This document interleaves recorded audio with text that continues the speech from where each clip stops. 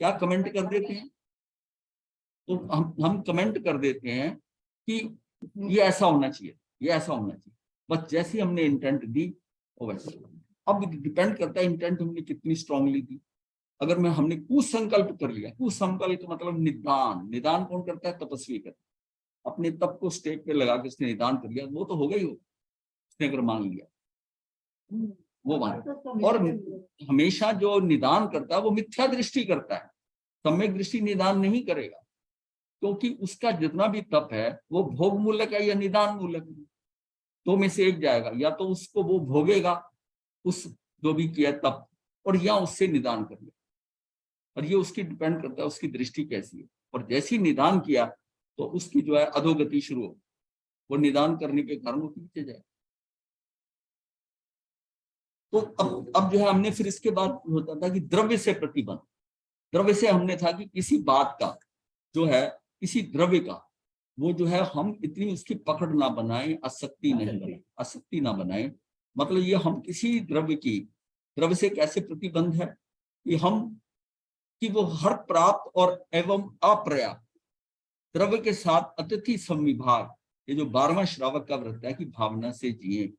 किसी को आवश्यकता है, आपके पास ज्यादा है तू ले जा भाई, आपके पास है। इसी तरह ही आपने इस लोक में जो डिस्ट्रीब्यूशन हुआ है, आपके पुण्य से आपके हिस्से में अलॉटमेंट ज्यादा आ गई, उतना आपको चाहिए नहीं है, लेकिन आपकी अलॉटमेंट आ गई है। अब किसी और का है वो माइनस में है, उसको कम है, लेकिन तूने लेना, तू ले ले, तू ले ले।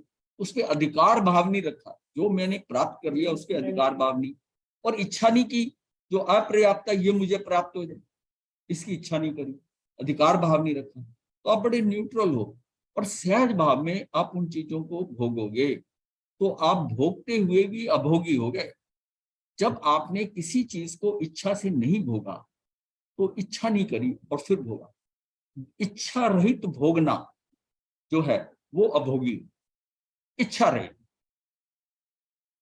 मतलब यह भोजन मिल जाए ठीक है, नहीं मिले तब भी ठीक है।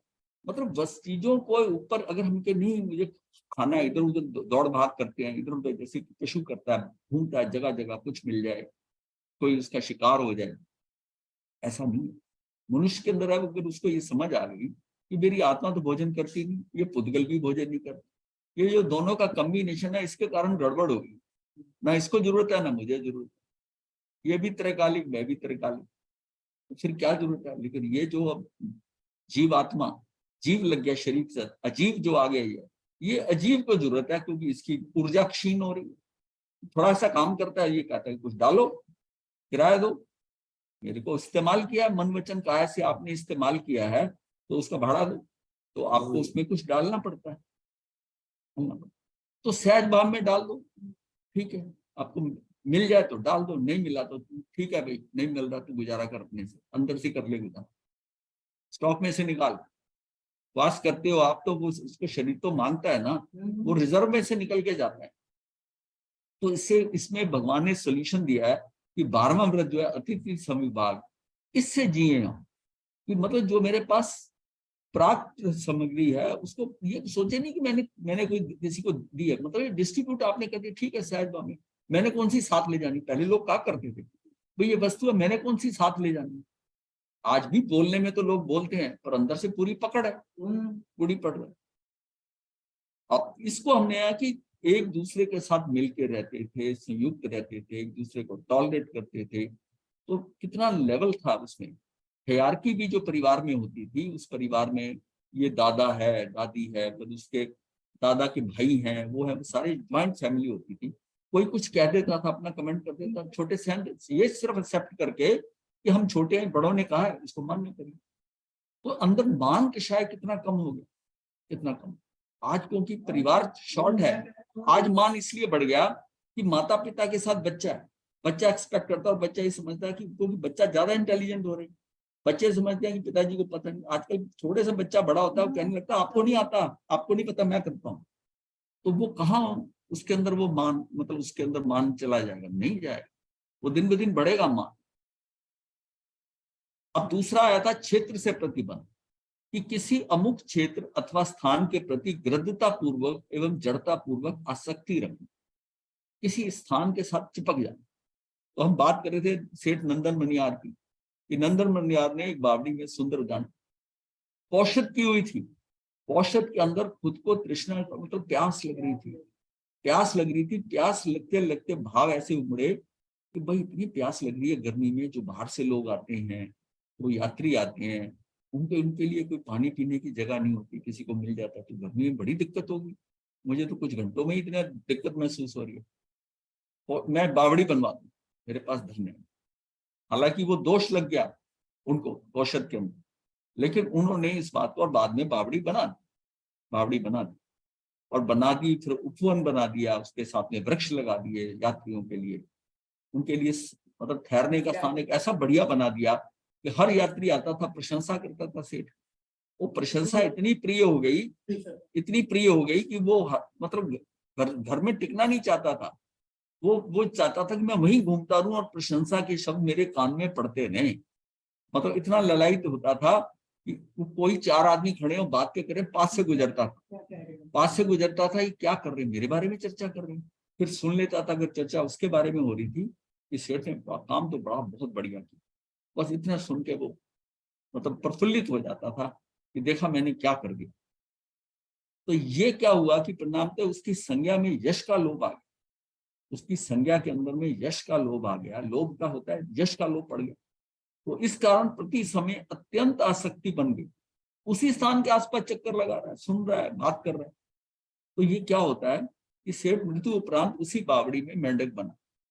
कहानी तो और भी है, मेंढक बनता है, सैनिक राजा के पैर के नीचे आता है, और फिर देव बनता है और सीधा महावीर के दर्शन करता है। लेकिन हम आगे बढ़ते हैं कि पहले व दूसरे देवलोक के वैमानिक देव जब करके पृथ्वी काय, अपकाय, वनस्पति काय में भी उत्पन्न हो सकते हैं। पहले दूसरे वैमानिक देव यानी स्वधर्म और ईशान, दो देवलोकों के वहां से हटकर वो अगर उनका त्रस काय का अगर पीरियड खत्म हो गया है या कर्म ऐसे हैं, तो वो चब करके वहां से निकल कर देवताओं के लिए लगाते हैं, वहां से मतलब मरकर नहीं कहते, चब कर। पृथ्वी काय, अपकाय व वनस्पति काय, 5 स्थावरों में से 2 को छोड़कर, वायु काय और अग्नि काय छोड़कर 3 में वो पैदा हो सकते हैं। यदि देव रत्न आभूषणों, हीरे पन्ने आदि पृथ्वी काय पर अत्यंत गृद्ध भाव रखता है, या किसी झील सरोवर की रमणीयता में आसक्त हो जाता है, उनमें खिले कमल आदि पुष्प समूह पर अनुरक्त हो जाता है, पानी के साथ खेलता रहता है, फूलों के साथ खेलता रहता है, पृथ्वी का जो हीरे मोती उसके पास जो है हीरे पन्ने हैं, उसको देख देख कर कि मेरे पास ये धन है, ऐसा। वहां तो जैसे होता है ना, सामान होता है इकट्ठा, ऐसे इतने हीरे इतने ये सब, इससे और कुछ है क्या? और कुछ है नहीं। तो उनकी समृद्धि जो है, हर एक की वैल्यूएशन क्या है, इसके पास इतने हीरे इतना सब कुछ है, और एक दूसरे के लिए पकड़ने के भी उठाने के भी ललायित रहते हैं वो। तो ये जीव जो है ना, पृथ्वी पानी और वनस्पति के रूप में उत्पन्न हो सकता है। जो भी हमारी उत्पत्ति नेक्स्ट भव में होनी है, वो हमारी यहाँ की वृत्तियों के अनुसार होनी। जैसी जब हम वृत्ति कर रहे हैं या हमारी प्रवृत्तियां जहां जा रही हैं, उसके अनुसार डिसाइड हो जाएगा, कोई और डिसाइड करने वाला है नहीं।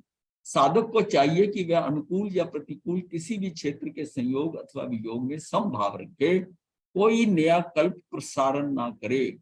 जहां शक्ति वहां उत्पत्ति, इस सिद्धांत अनुसार वही उत्पन्न होना। मतलब है जहां आसक्ति रखेगा, अगर बावड़ी में आसक्ति है तो पैदा बावड़ी में होगा।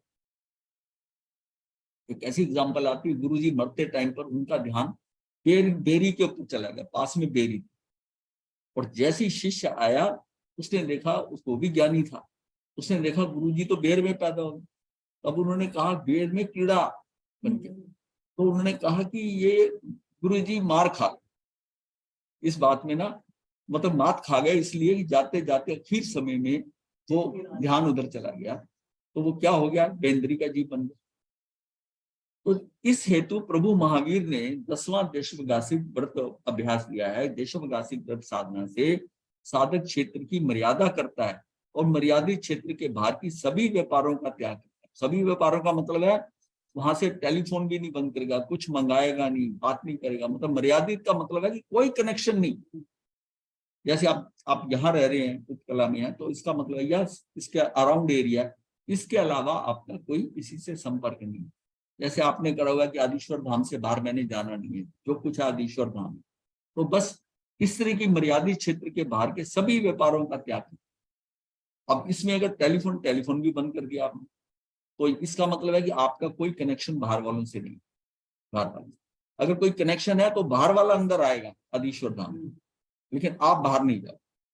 मर्यादित क्षेत्र में भी अप्रतिबद्ध विचरण करता है। इसमें भी मर्यादित क्षेत्र में नहीं है कि ये मेरा कमरा है, ये मेरी जगह है, ऐसा नहीं। उसमें भी अप्रतिबद्ध, बद्धता नहीं है, किसी चीज से बद्धता। फिर आता है काल से प्रतिबंध। अब काल से प्रतिबंध क्या? काल से यहाँ तात्पर्य अवस्था से ले सकते हैं, क्योंकि अवस्थाएं, मतलब इसका तात्पर्य अवस्था है। काल से प्रतिबंध का मतलब ये अवस्था कौन से काल में आती है। तो मनुष्य के जीवन में पता है कि जैसे बचपन है, यौवन है, प्रौढ़ अवस्था है, वृद्ध अवस्था है।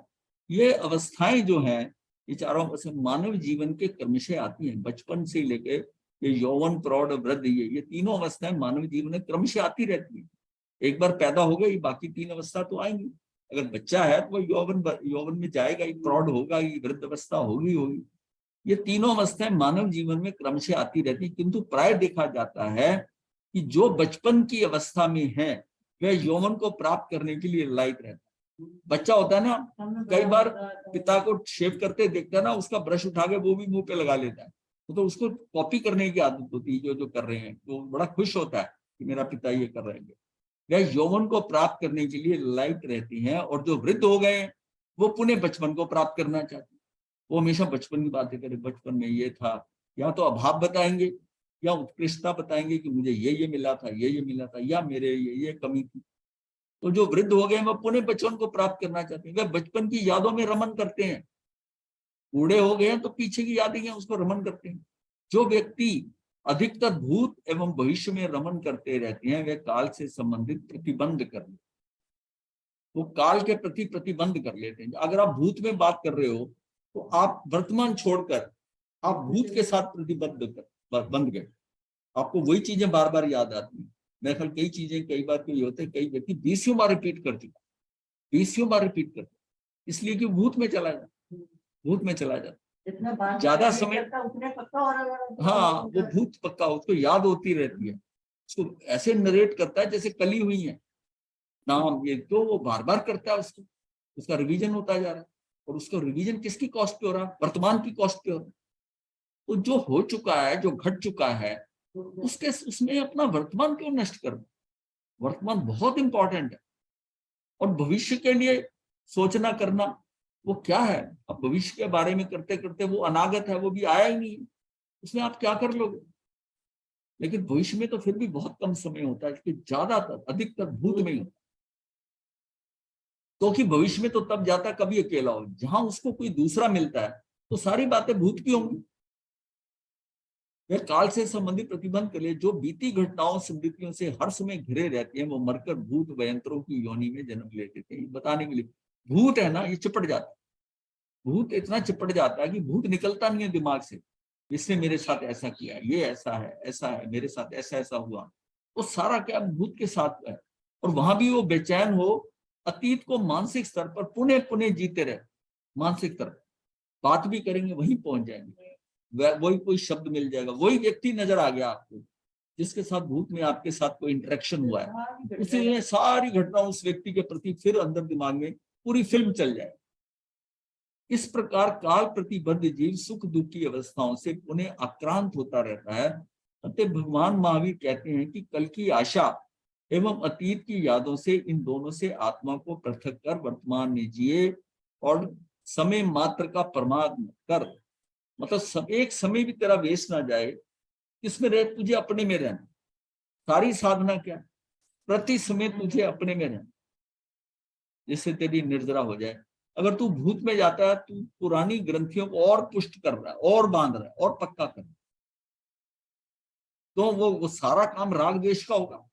किसी के साथ सुखद आपका एक्सपीरियंस होगा, किसी के साथ दुखद होगा, उसके अकॉर्डिंग आपका राग द्वेष होगा। वो दोबारा कर करके उस ग्रंथि को पुष्ट कर लेते, फिर वो गांठें तोड़नी बहुत मुश्किल हो जाती, बार बार बार बार उसी के ऊपर ध्यान जाता है। तो उसने कहा कि वर्तमान में जिए, समय मात्र का प्रमाद मत करें। संयम गोयम मां पमाइए, उत्तराधीन सूत्र के 10वें अध्याय में ध्रुव पत्रक में भगवान गौतम स्वामी को 36 बार कहा है, 36 बार इस बात का। उत्तराध्ययन सूत्र के 29वें अध्ययन सम्यक पराक्रम में काल की प्रतिलेखना बोल क्रमक 73 बोल जो दिए हैं 29वें अध्ययन के अंदर, जिसमें पहला संवेग है, संवेग निर्वेद, तो उसमें जो 15वां बोल है वो है काल की प्रतिलेखना पर चर्चा की गई। काल की प्रतिलेखना, काल की प्रतिलेखना से ज्ञान को आवृत करने वाले ज्ञानावर्णी कर्मों की निर्जरा होती है। तो काल की प्रतिलेखना कर, ज्यो ज्यो आवरण हटता जाता है त्यों त्यों ज्ञान का प्रकाश भी निर्मल और व्यापक होता जाता है, वो व्यापक होता जाता है। सभी कार्य समय पर करते हुए समयबद्ध यानी कि समय का पाबंद रहना चाहिए।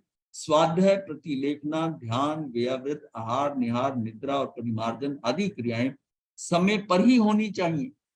समय की गति को देखकर अध्ययन अध्यापन में प्रवृत्त होने का समय है या नहीं है आदि का विचार करना काल की प्रतिलेखना है।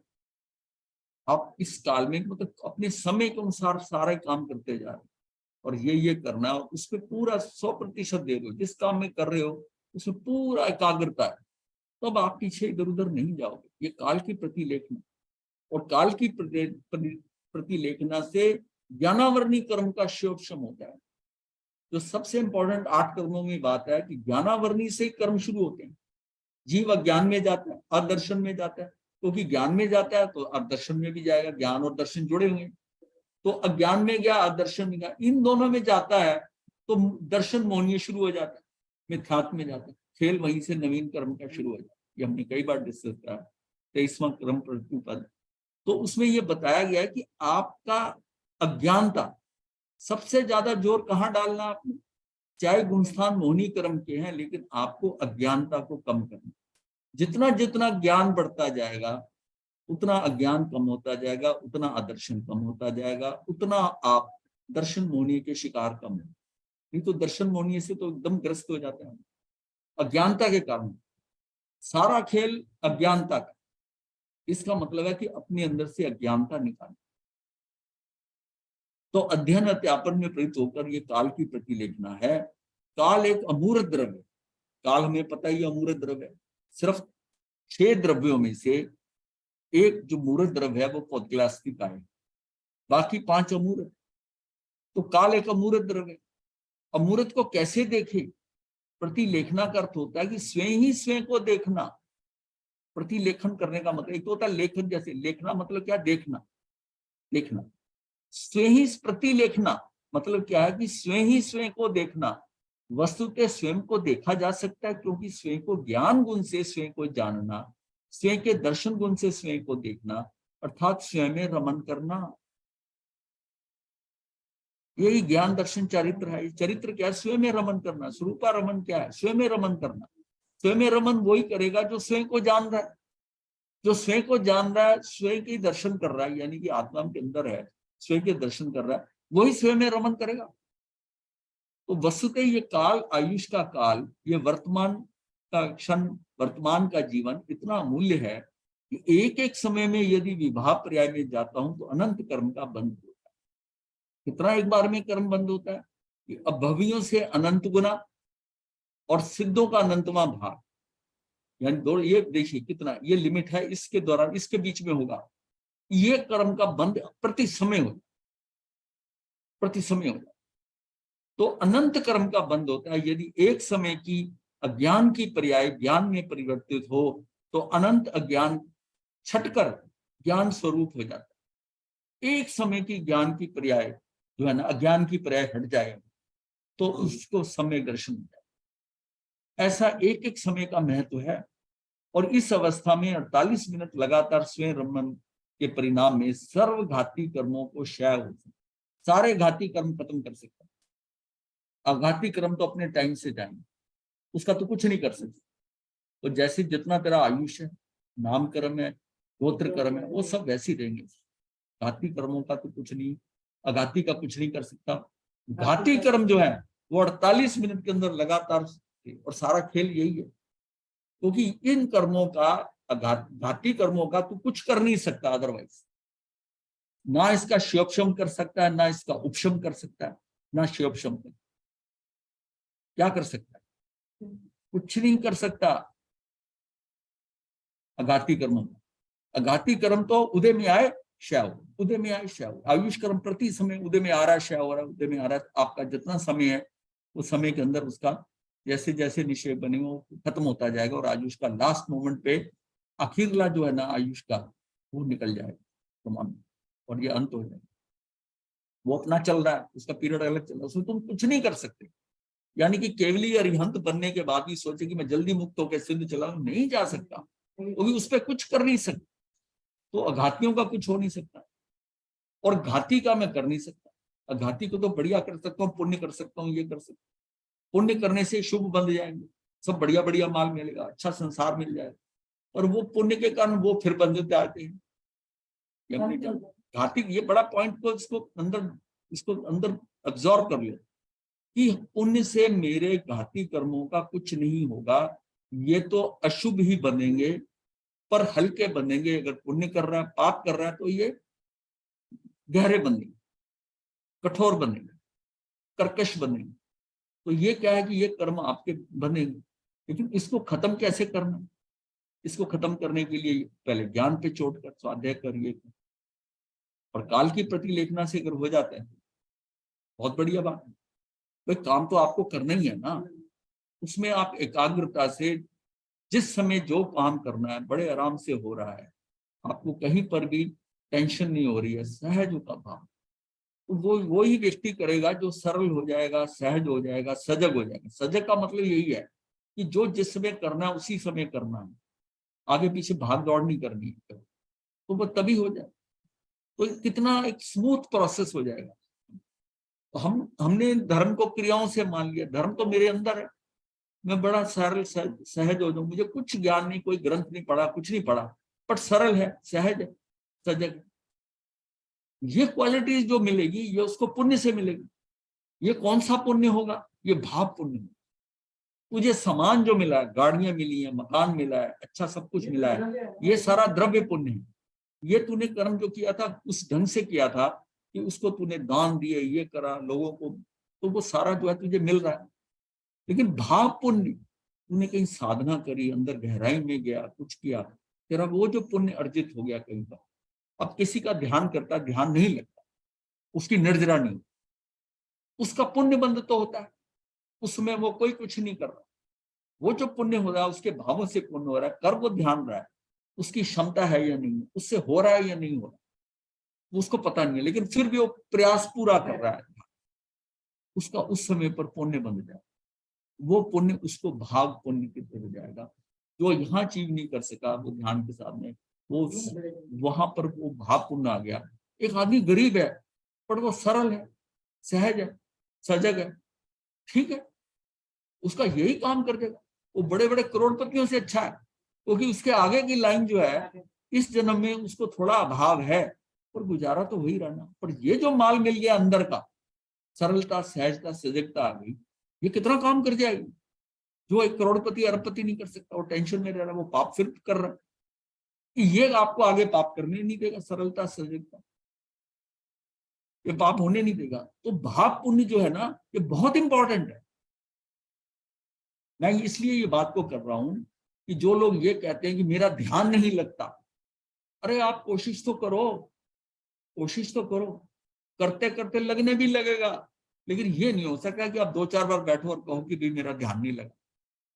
बस शुरू शुरू में तो ऐसा था, कई बार अच्छा ध्यान करने वाले नहीं लगता, नहीं लगता, नहीं लगा तो उस समय अलग बात है। आज सिचुएशन कोई दूसरी है, नहीं लगा, नहीं लगा, तब भी आप उसमें बैठकर वो प्रक्रिया के अंदर लगे हुए हो, तो आपका क्या है कि पुण्य तो बंद हो जाएगा। और ये पुण्य कौन सा होगा? भाव पुण्य। इसमें आपने किसी को दिया नहीं, लिया नहीं, कुछ किया नहीं, इसमें द्रव्य में तो पुण्य कुछ नहीं किया।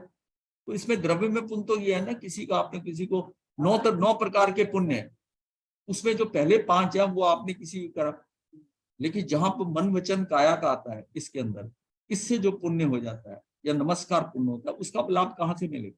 मैं किसी को नमस्कार करता हूँ, मेरे उस पुण्य का लाभ क्या होगा? वो मेरे अंदर की क्वालिटी, मेरे अंदर विनय आ जाएगा। मैं किसी को नमन कर रहा हूँ, कुछ कर रहा हूँ, तो मेरे अंदर विनय का भाव आएगा। विनय से क्या होगा कि यार जीव सरल होता है।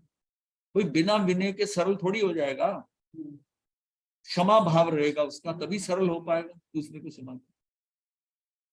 तो ये गुण उसमें आ गए। इसलिए ध्यान नहीं भी लगता तब भी ध्यान करो, तब भी ध्यान करो, ध्यान करो। और आपको ये नहीं पता चलता कि करते करते कब लग जाता है।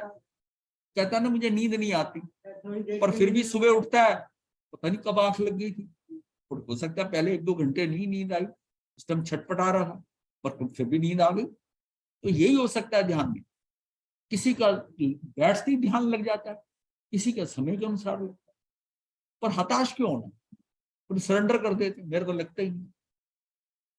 मतलब बड़े बड़े संतों को देखा है, बड़े अच्छे लेवल के ऊपर जिनकी दीक्षा जो है 40-50 साल हो गई है, उनको अगर ध्यान की बात करो तो वो कहते हैं कि हमारा ध्यान नहीं लगता। स्वाध्याय बहुत करते हैं, ज्ञानी है।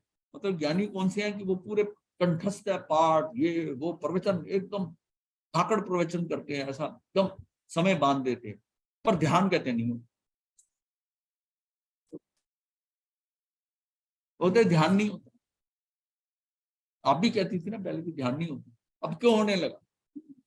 रीजन है ना, कि रीजन है कि अभ्यास करना पड़ता है हर एक स्थिति में। किसी को ज्यादा समय लगता है। आपने एक बार किसी चीज को पढ़ा, 2 बार 3 बार, मुझे याद नहीं होती, छोड़ दी। एक व्यक्ति लगा रहता है, लगा रहता है, लगा रहता है, लगा रहता है, एक दिन देखता है नहीं नहीं याद हो गया। अब उसकी कैपेसिटी है क्या है?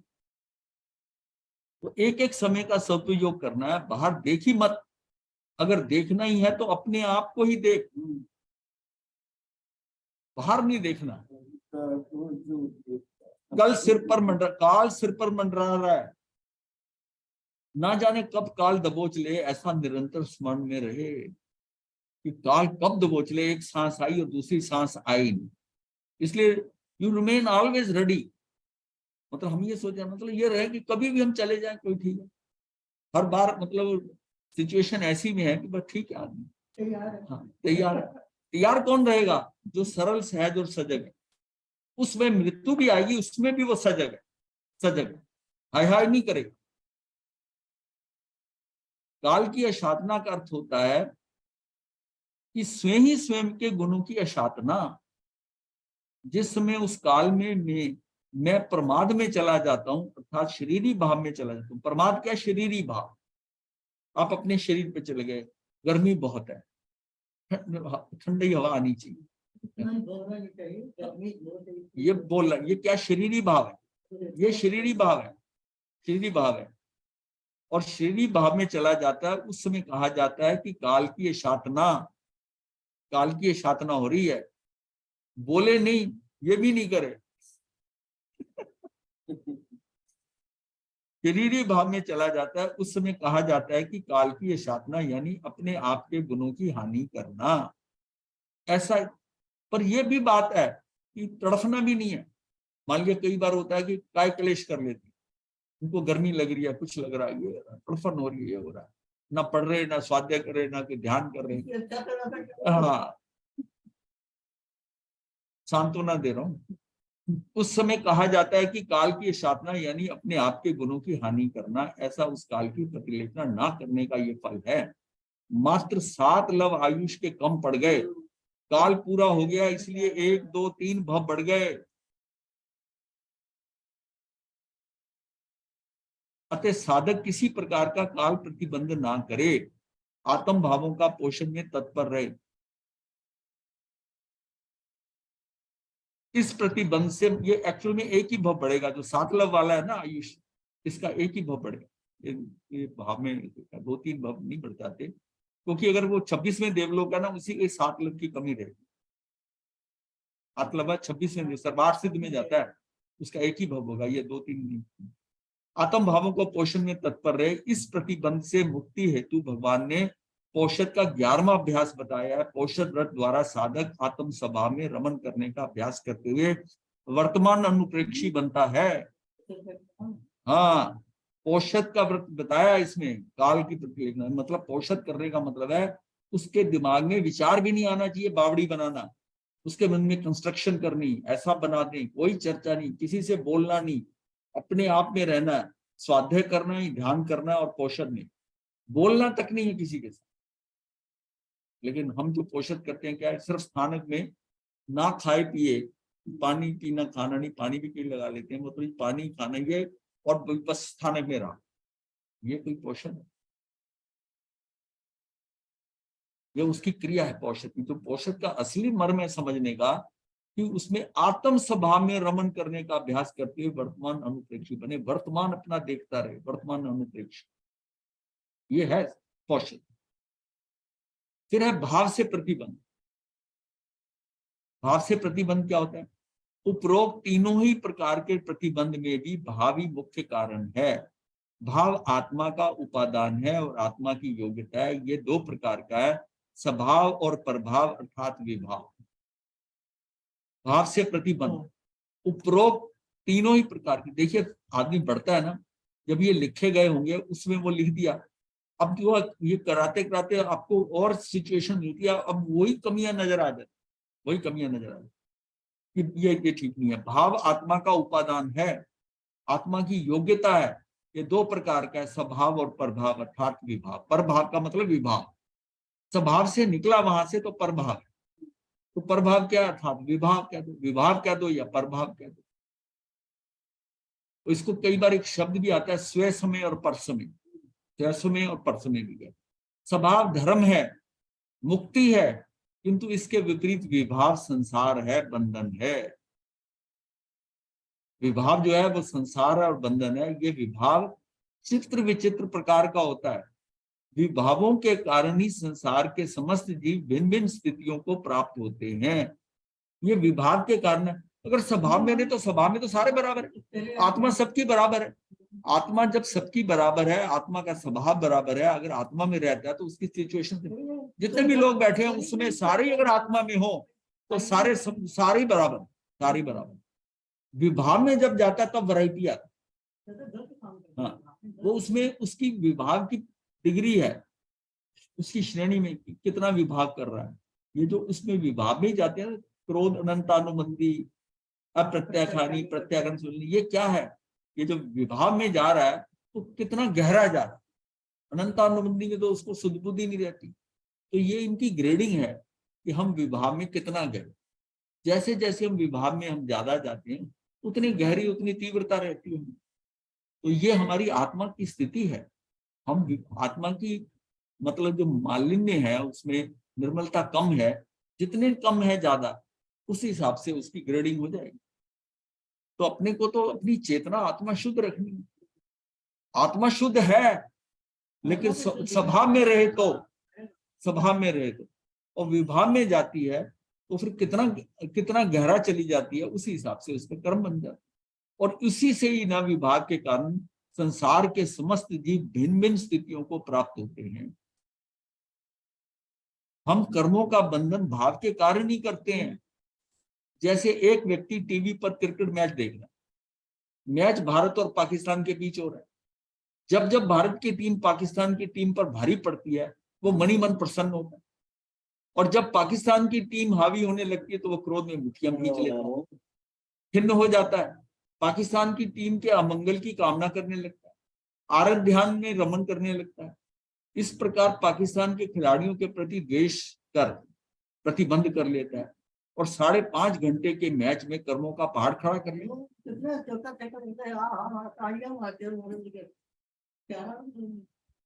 अब ये जो है ना कर्मों का पहाड़ खड़ा कर, मतलब इस इतने टाइम के अंदर वो स्विंग करता रहता है, स्विंग करता रहता है। इसी प्रकार 18 पाप स्थानों का सेवन करता हुआ मनुष्य भाव से प्रतिबंध करता है। ये तो एक मैच देखा ना, 18 पाप स्थानों के अंदर भी ये मैच खेल रहा है, ऊपर नीचे हो रहा है सब जगह। तो 18 पाप स्थानों में का सेवन करते हुए मनुष्य जो है, इसमें जो पहले 5 है वो तो बहुत भयानक है, और फिर 13 के अंदर आगे के जो 6 हैं वो आपके कषाय हैं। पहले 4 जो हैं वो द्रव्य से कर रहे हो आप, और जो उसके आगे है 10वां 11वां जो है वो भाव से कर रहे हो। तो ये सारे जो है ना, ये क्या है, 18 पाप स्थानों का सेवन करते हुए मनुष्य भाव से प्रतिबंध करता है।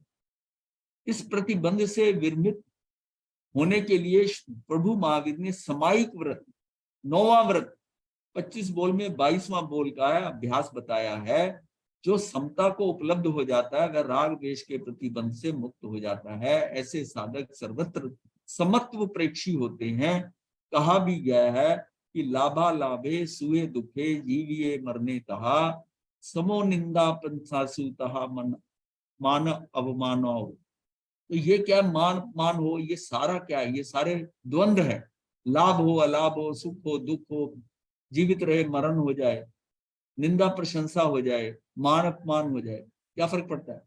संभाव भावित आत्मा नए कर्मों का बंध नहीं करता, पूर्वकृत कर्मों की निर्जरा कर सिद्ध बुद्ध मुक्त हो जाता है। संभाव में रहना सबसे बड़ी साधन, संभाव। अब उसकी बैकग्राउंड में बहुत चीजें हैं, लेकिन वो संभाव को प्राप्त हो जाए, ये किसी के कहने से, पढ़ने से, सुनने से नहीं होगा। प्राकृतिक, शारीरिक, मानसिक और भावनात्मक इन चार द्वंद्वों में निर्द्वंद जीवन जिए। प्राकृतिक में क्या मौसम है, प्राकृतिक मौसम है, चारे मौसम, सर्दी बड़ी है, गर्मी बड़ी है, ये हो रहा है, वो सारा वो प्राकृतिक द्वंद है। इसको ऐसे द्वंद लो, ये वैरायटी है, ये आपको एक्सेप्ट करना पड़ेगा, इसमें कमेंट करने की क्या जरूरत है। शारीरिक है, कभी बहुत चुस्त है, कभी क्या है, कभी ढीला पड़ा हुआ है, कभी कोई रोग आ गया, ये शारीरिक द्वंद। मानसिकता है, मानसिकता मन के अंदर है, भाव कुछ चल रहे हैं, कुछ हो रहा है, मानसिकता के अंदर बड़ा द्वंद चल रहा है। समझता है सब कुछ है कि मुझे गलत काम नहीं करना, टैक्स की चोरी नहीं करनी, ये करना, ये सारा मानसिकता के अंदर आ रहा है। और साथ में भाव आ रहा है, सारी दुनिया करती है, अगर मैंने कर लिया तो क्या है, ऐसे थोड़ी बिजनेस चलेगा। क्यों विपिन जी, ऐसे थोड़ी चलता है बिजनेस। चोरी की मतलब वो उसको एक्सेप्ट करता है, तो जस्टिफिकेशन देता है, ऐसे कर लिया काम हमने। हाँ, सारे कर रहे हैं तो मैं क्या कर रहा हूँ। अब देखिए ये भी तो आ रहा है ना कि ध्यान ध्यान तो ये आ रहा है ना कि जब चोरी कर रहा हूँ, नहीं विपिन जी चार्टर्ड अकाउंटेंट नहीं मनोज जी, फिर कॉन्सेप्ट इसका मतलब आपका क्लियर नहीं है ना। हाँ हाँ, इसका मतलब यही है कि आपने मानसिकता के अंदर आया भाव ये है, और भावनात्मक भी यही है। भावनात्मक क्या कि घर से चले आज जाऊंगा ना, 2 घंटे ध्यान करूंगा, ऐसा करूंगा, और जल्दी छुट्टी होगी तो ध्यान करना। मूड करके आया, घर में आया तो बच्चे लड़ रहे, शोर मचा रहे, ये गुस्सा आया, 2-4 चांटे लगाए उनके, चुप करा दिया। अब बताइए भावनात्मक करने क्या आया था, कर क्या दिया।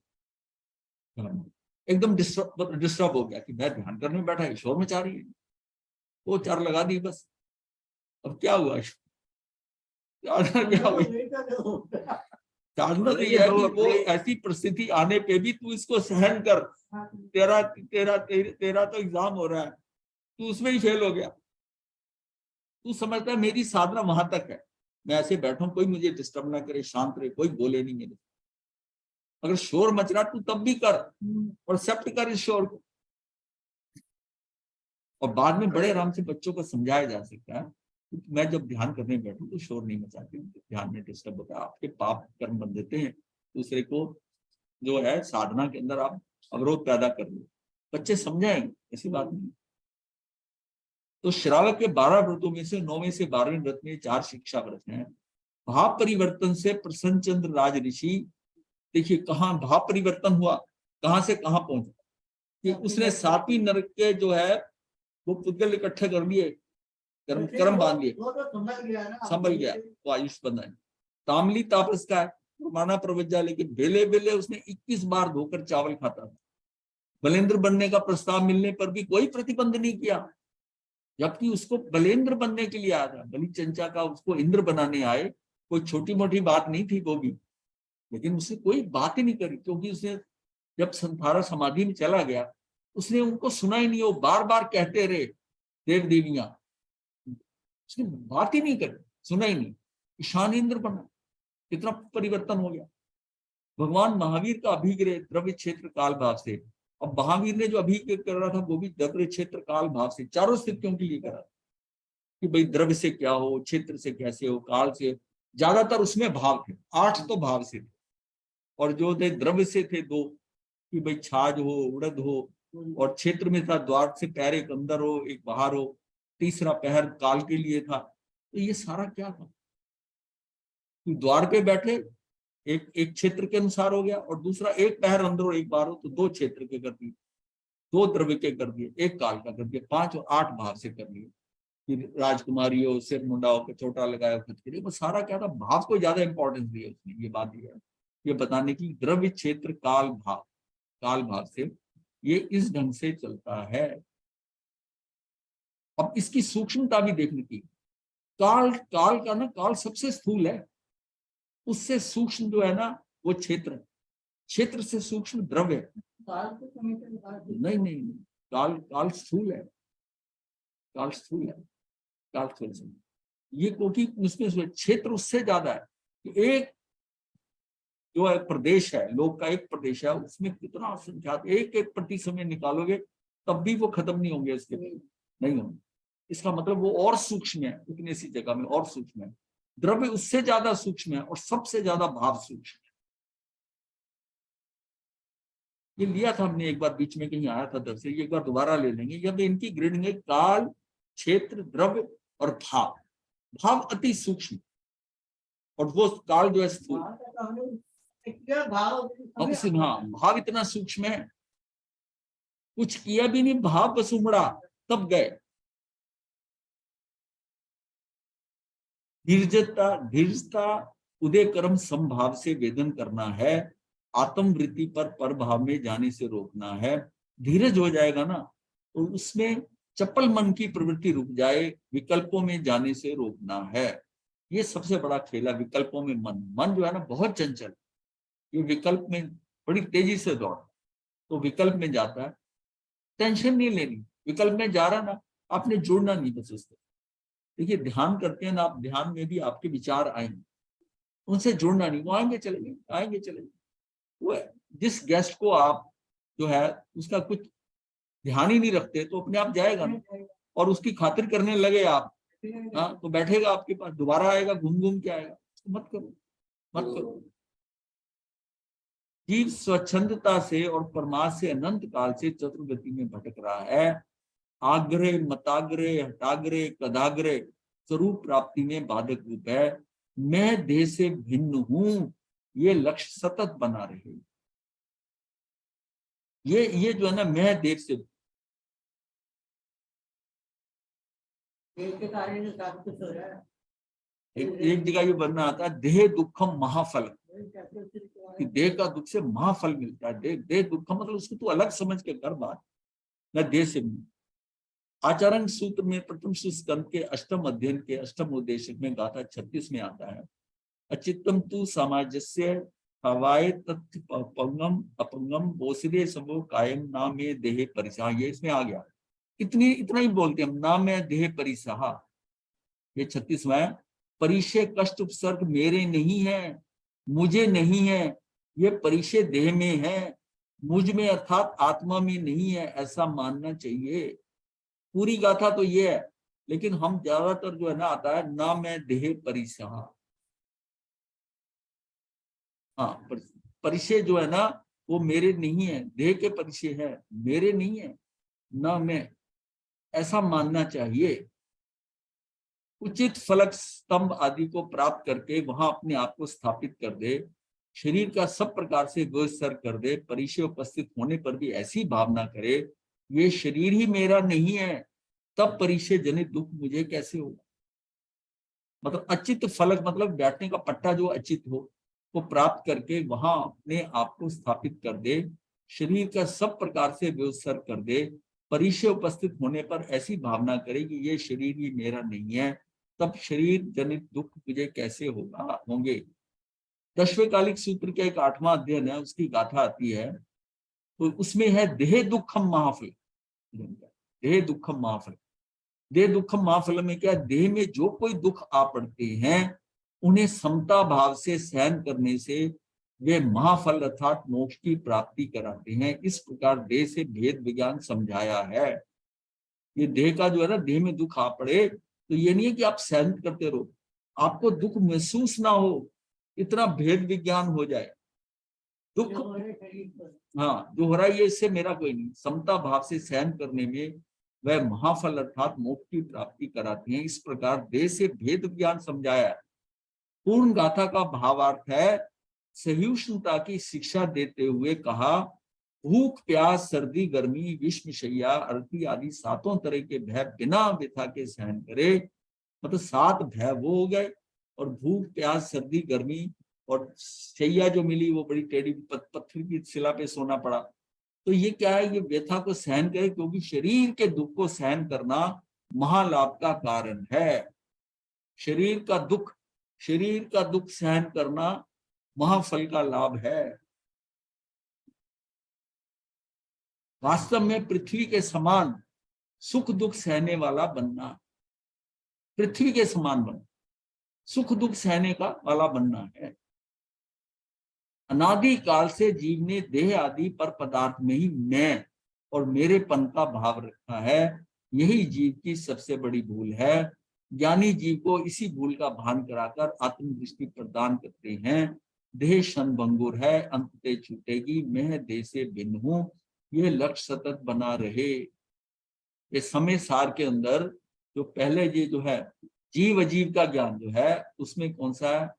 अहमत्व बुद्धि या एकत्व बुद्धि, फिर है स्वामित्व बुद्धि, यानी मैं और मेरे का, ये दोनों का अधिकार जो है ना, मैं और मेरेपन का भाव रखा है, यही से फंसता है।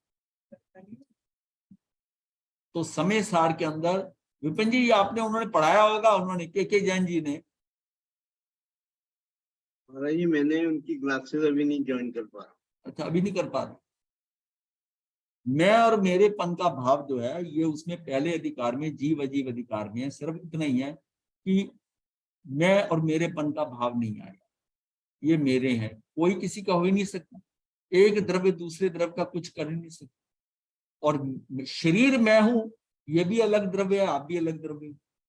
तो ये दोनों में अत्यंता भाव के कारण, आप ये सोचिए, अभाव के कारण मैं और मेरेपन का ये बात जो है दिमाग से निकालनी होगी। ये चार अभाव में से अत्यंता भाव है, ये द्रव्य अलग है, ये अलग है। वो इसको समझ के कि मैं और मेरेपन से नहीं है। और दूसरा उसमें फैक्टर आता है, वो है कर्ता कर्म अधिकार। कर्ता कर्म अधिकार का मतलब है कि कर्तृत्व बुद्धि और भोक्तत्व बुद्धि निकल जाए। तो आत्मा जो है ये चार प्रकार के जो है ना संबंध बना सकती है। आत्मा के चार प्रकार के संबंध हैं। उसमें पहले एक संबंध है एकत्व बुद्धि, अहमत्व बुद्धि, मैं करना। दूसरा है हाँ तो नहीं, उसका दूसरा है कि जो स्वामित्व बुद्धि है, ये मेरे हैं। जब मैं शरीर को समझ रहा हूं ना, तो शरीर से जुड़े जो है वो भी मेरे हैं। ये घर में सारा जो मेरा घर, मेरी स्त्री, मेरे माँ बाप, मेरे बच्चे, सारा मेरा मेरा जो है, ये जो है ना, ये आपका मैं और मेरे, इसमें फंसता है। ये पहला उसका अध्ययन है। और दूसरा ये आता है कर्तृत्व बुद्धि और भोक्तृत्व बुद्धि। ये दो कौन से हैं? ये जो है ये कर्म, कर्ता कर्म अधिकार। ये चार तरह के आत्मा के संबंध बन सकते, इनको निकालना है। पहले मैं मेरेपन से, फिर कर्ता का है कि ये मैंने किया, ऐसा मैंने करा, फैक्ट्री मैंने लगाई, बच्चों को मैंने पढ़ाया, मैंने समाज का ये किया, मैंने ऐसा किया, ये मेरी कर्ता बुद्धि है। अगर मैंने कहीं किया भी है तो मैं तो एक माध्यम बना। मुझे हाँ भूल जाओ, उसको उसको उसमें कर्ता भाव नहीं लाना। कई बार आप काम करके आते हैं, आकर के कहते वो कोई कहता है इसने कर, नहीं नहीं मैंने किया था, ये किसी और ने नहीं किया, ये मैंने किया था। अरे ये कहते ही कर्ता भाव आता, और कर्ता भाव आता है तो भोक्ता भाव आता है। क्यों? अब वो भोगना चाहता है, मैंने किया, मेरी प्रशंसा करो, मेरी बात करो। किसी और का नाम ले रहे हो कि उसने किया, मैंने किया था तो करता। ये तो चार तरह के बड़ा है, मतलब जिसमें उसमें ना कि एकत्व विभक्त आत्मा बनाया उन्होंने। आत्मा से ये निकालते ना, ये है समय सार। इन चारों को अगर निकाल के आप करते हो ना, फिर जो आत्मा है ना, वो सार है, वो विषय। अगर ये चार कनेक्शन है उसके साथ में, तो वो समय सार नहीं, मतलब मात्र मात्र जानना हो रहा है। ये चारों जो है ना, मैं मेरेपन का ये सार, कुछ तेरा हो नहीं सकता। तो कितनी बड़ी हमारी मिथ्या मतलब है। कैसे ये मनुष्य भव में आके क्लियर होती है, बाकी तो किसी भव में हो ही नहीं सकती कि मेरा कोई नहीं। ये मनुष्य भव में आकर भी कितनों को होती है, तू किसी का नहीं, कोई तेरा नहीं। ये कितनी, कई लोग को से बात करो, वो कहते हैं महाराज ये तो फिर जीना दूभर हो जाएगा, मेरा नहीं। अरे ये रहो उनके साथ, पर अंदर भाव ये रखो कि ये मेरे नहीं है। आप दुनिया को छोड़ के नहीं भाग सकते, परिवार से भाग नहीं सकते, दौड़ नहीं सकते, लेकिन भाव तो ये पता हो ना कि ये मेरे नहीं है, ये सहयात्री हैं। तेरे कैसे हो सकते हैं? तेरे कैसे हो सकते हैं कि ये जैसे ये तो चलती गाड़ी में चढ़ गए, ये अपने स्टेशन पे उतर जाएंगे तो अपने उतर जाएंगे, वहां उस टाइम बैठिए, उनसे आप चर्चा करो। ये कोई यात्री तो यात्री होता है, किसी यात्री से पूछता है ये आपके कौन है, तो दूसरा यात्री बैठा हो किसी और का, कहीं से चढ़ा हो, वो अपने अपने सह यात्री हो। कुछ चंद समयों के लिए, चंद घंटों के लिए आप उसका, आपका सहयोग हो रहा है। और कई बार होता है कि उसके साथ बात करने को दिल नहीं महाराज करता। जी एक प्रश्न आपसे पूछ सकता हूँ? हाँ जरूर पूछिए। ये संसार भी हमारे लिए बनाना जरूरी है, हाँ ये संसार से भी विरक्त होना जरूरी हाँ, है ये तो यही व्यवहार और निश्चय है। अगर निश्चय निश्चय निश्चय में मोक्ष है, लेकिन ये संसार व्यवहार है, इस व्यवहार से निकलते जाना है। इसको एकदम आप त्याग नहीं देते, व्यवहार को छोड़ते छोड़ते छोड़ते निश्चय में आना है। अगर आप निश्चय की सिर्फ बात करें, ये भी मिथ्या दृष्टि है। सिर्फ व्यवहार की बात करें, ये भी मिथ्या दृष्टि है। दोनों को लेके चलना पड़ेगा। आपको व्यवहार छोड़ते जाना है और निश्चय में जाना। ये थोड़ा और एक्सप्लेन करिए महाराज जी, समझ नहीं आया। निश्चय, निश्चय में तो आपको पता है कि जीव ने मुक्त होना है, जीव ने जाना है, या आपको भाव है कि मैंने मुक्त हूं, ये संसार छूटना है। हम कहते हैं संसार में सुख नहीं है। सुख है तो क्षण मात्र का, फिर दुख में बदल जाता। ये परमानेंट सुख तो है नहीं। मोक्ष के अंदर सुख है, तो मोक्ष गति प्राप्त करेंगे। जन्म मरण के दुख जो है, जन्म का दुख सबसे ज्यादा, मरण का दुख उतना ज्यादा। फिर जीवन में जितने दुख आते हैं, टाइम टू टाइम जो दुख आते हैं, वो सारे हम सहन करते हैं, लेकिन हम उनसे भाग नहीं सके, ये व्यवहार है। पर धीरे धीरे ज्ञान में हम जो आगे बढ़ते हैं, तो हमारा व्यवहार छूटता जाएगा। हम निश्चय की बात करेंगे। अब आप जो जो आगे बढ़ रहे हैं, आप बच्चे के साथ व्यवहार से बात कर रहे हैं ना, व्यवहार में है। आपने परिवार के अंदर माता पिता, परिवार में रहे, भाई बहनों के साथ रहे, पढ़े लिखे, आपने जो सीखा वो व्यवहार में आगे बढ़ते गए, पत्नी आ गई, बच्चे आ गए, करते करते। पर एक स्टेज ऐसी आएगी, अब इस व्यवहार से आपको निकलना है। लेकिन जब बचपन में आए थे, उसी टाइम आपको मैं निश्चय में मोक्ष मोक्ष करने लग जाऊं, तो क्या बात है, इनका दिमाग खराब हो गया। वो भी उस जिस स्टेज में वो है, वो व्यवहार में आगे बढ़ेगा, लेकिन धीरे धीरे धीरे धीरे उसको बढ़ते बढ़ते करते गए, व्यवहार छोड़ते जाना है, छोड़ते जाना है, छोड़ते जाना है। ये सारा अपने को समझना है कि ये अब मेरी स्थिति क्या है, मेरा कितना समय रह गया है, अब मुझे निश्चय में क्या, अब मेरे मुझे अब मैं पीछे से जो जहां से शुरू हुआ था वो दूर रह गया। अब मैं जो साध्य है, जो सामने नजर आ रहा है, वो तेरे बहुत नजदीक आ गया। अब तू उधर देखना, पीछे क्यों देख रहा है? जो पीछे गुजर गया, जो तेरे 70-75 साल गुजर गए, अब तेरा आगे का जो आगे का समय है, वो तेरा रह गया 5-7 साल ज्यादा से ज्यादा। अब इसका ध्यान कर लेना, लास्ट मोमेंट पे ये कर ले। और इसमें जिन लोगों ने किया, उन्होंने अपनी जिंदगी बदल दी। तो ये ऐसी जरूरी नहीं परिस्थिति कि और निमित्त भी तो होना चाहिए ना भाई। निमित्त तो आपके कर्मों से आएगा ना, आपके कर्मों से आएगा, कर्मबद्ध पर्याय के अनुसार आएगा। पर आपकी दृष्टि तो उस पर आए ना। हाँ आप जहां समझ प्रवचन हो रहा है, ये क्लास हो रही समझ है, समझ इसके अंदर 30 लोग हैं मान लीजिए, तो 30 लोग आ रहे हैं, तो ये पुरुषार्थ कर रहे हैं ना। अब ये कहें कि ये समय आप बाकी जो नहीं देना चाहते समय, तो ठीक है। अब ये बोला जा रहा है, ये तो जितने लिस्टेड है टोटल 650 लोग हैं, 650 भी कर सकते हैं। अब उनके पास समय नहीं है, बहनें हैं, वो बाद में देखती हैं, पर वो क्वेश्चन नहीं पूछ सकते। इसमें तो आप जैसे प्रश्न कर रहे हो, आप समझते हो। तो रीजन ये है कि हमें कैसे बढ़ना है, तो कैसे नहीं। हम बदल नहीं रहे। हम समाई करते हैं, पूजा करते हैं। जो आपने 20 साल की उम्र में मंदिर में पूजा की थी, आज उसी ढंग से वैसे ही करते, 75 साल 50 साल तक वैसे ही करते हैं। ऐसे ही जो वृद्ध है ना, वो कहते हैं हमने तो 2 समय करते थे, हमने आज तक करते थे। भाई फिर तो आपने प्रोग्रेस क्या की, आगे कहाँ बढ़े? क्या यही है कि जो आपने पहली में सीखा, दूसरी में सीखा, वही करते रहोगे?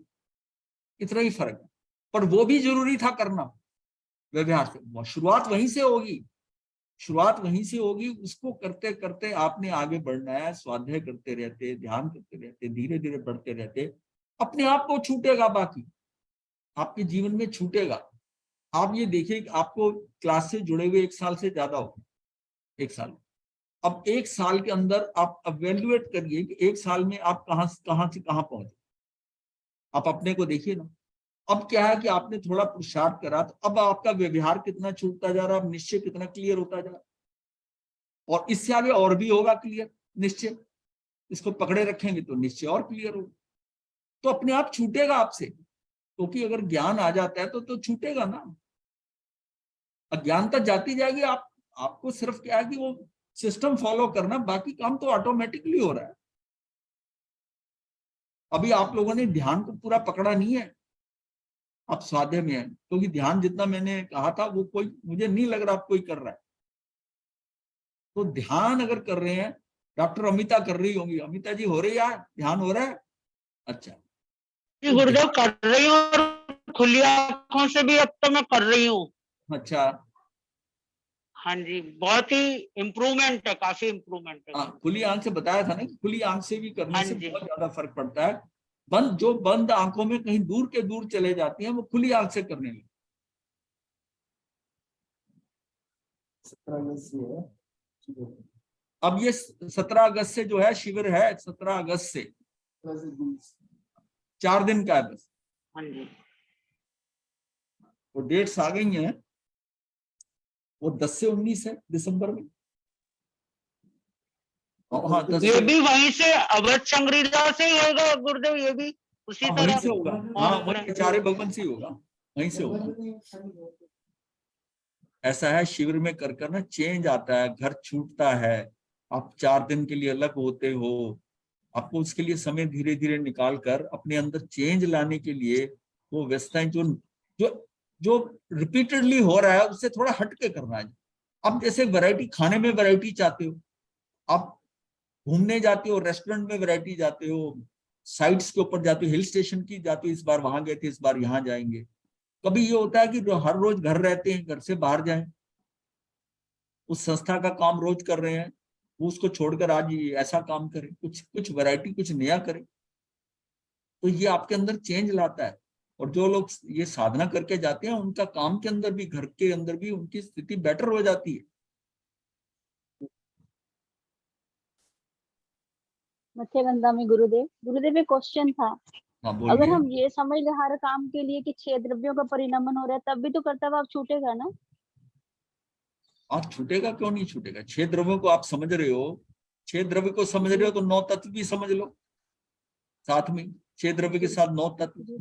6 द्रव्य जो है वो तो संसार में रहने की बात करते हैं। वो तो आप जहां रह रहे हो ना, वो आपको क्या फैसिलिटी, 4 की फैसिलिटीज मिली हुई है।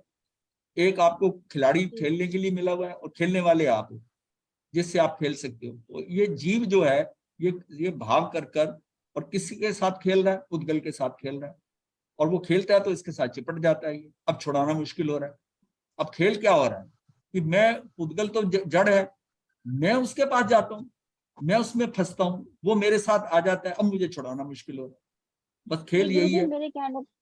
गुरुदेव मेरे कहने का मतलब, जैसे हम कोई काम करते हैं, कुछ भी करते हैं, मतलब हम इसको यही समझ ले कि ये 6 द्रव्यों का परिणमन है, परिणमन ही हो रहा है, तो हम इसमें कर्ता भाव थोड़ी ना रहेगा फिर। हाँ, अगर परिणमन ये सोचते हैं अपने आप को, अगर कर्ता भाव की बात कर रहे हैं, तो कर्ता भाव में ये है कि जी उसका परिणमन हो रहा है। पर उस परिणमन जी में आप, ऐसा नहीं है कि सब कुछ परिणमन कर कौन रहा है, वो परिणमन जीव को, केवल मतलब हो जीव रहा कर्ता है या भाव कर से, भी रहे हो? कर भी तो रहे हो, मतलब जी कर भी तो रहे हो ना। तो अपने करने को तो संभाल जी सकते हो ना थोड़ा बहुत। जी ये नहीं कि जी जो हो रहा है तो हो रहा है, ऐसा नहीं है। मैं और हाँ अच्छा क्या कर जी सकता हूँ, ये द्रव्यों को जो हैंडल कर जी रहा हूँ, मैं भावों को कितना संभाल रहा हूँ। अब जो हो रहा है तो जी उसमें हो रहा है, उसमें मेरी स्थिति कहाँ है, राग द्वेष की, जीव कहाँ पड़ा हुआ है? खेल तो सारा जीव का है ना, अपनी आत्मा में है क्या? 6 द्रव्यों में परिणमन हो रहा है, आपके द्रव्य में, तो आप आत्मा में चले जाओ, आपकी निर्जरा हो रही है। जी तो जी हो रहा है जी सो हो रहा नहीं है, पर आपको पुरुषार्थ में आपको भी तो करना है ना, आपको अपनी आत्मा में जाकर ध्यान करना है, उस टाइम वो निर्जरा हो जाएगी। वो 5, बाकी जी 5 अपना जो होना है वो होगा। शरीर के साथ जो पुद्गल छूटने हैं, जो बदलने हैं, जो सेल आपके बदलेंगे, वो होता रहेगा सारा काम। आप अपना वहां चले जाओ। तो आपको भी तो जी उसमें फैक्टर इन करना है ना अपने आप को, कि मैं क्या कर रहा हूँ। जी सारा दूसरे पे जी मत गुरु डालो ना, उन द्रव्यों को उन्हीं के ऊपर सारा डाल दो। उसमें 5 जड़ हैं, आप एक बुद्धिमान हो, आप ही अकलमंद हो, अब सारा उस पर डाल देते हो। घर का सारा काम नौकर पे डाल दिया, तूने ही करना है, तूने ये करना है, तूने ऐसा क्यों किया? भाई कुछ काम तो तुमने करना है ना। घर का जो ताला लगाना है, घर से बाहर जाना है, अपनी चीजें व्यवस्थित रखनी है, धन दौलत कहाँ रखनी है, जहां आपने लापरवाही करा, आपका पर्स खुला पड़ा है, पैसे बाथरूम में पड़े हैं, घड़ी इधर खुली पड़ी है, अब आपने नौकर भी खराब कर दिया, वो चोरी करने लग गया, तो आप कहोगे सारे जब जो हो रहा है वो सब ठीक हो रहा है। पर जहां जहां आपने काम करना है कि अपनी चीजें संभालनी है, कोई चीज ऐसी नहीं, कभी किसी की नीयत ना बदले, ऐसा कुछ खुला पैसा नहीं नजर आएगा, सारे कंट्रोल करने हैं आपने। जी जी आप समझ समझे ना, आपकी ड्यूटी भी है कहीं पर, वो जी द्रव्य कर रहे हैं तो जी जी का तो कहीं फर्ज है ना, कुछ करना है मैंने। हाँ जी समझ सारा गई, सारा बिल्कुल दूसरों पे समझ, मत डालो ना।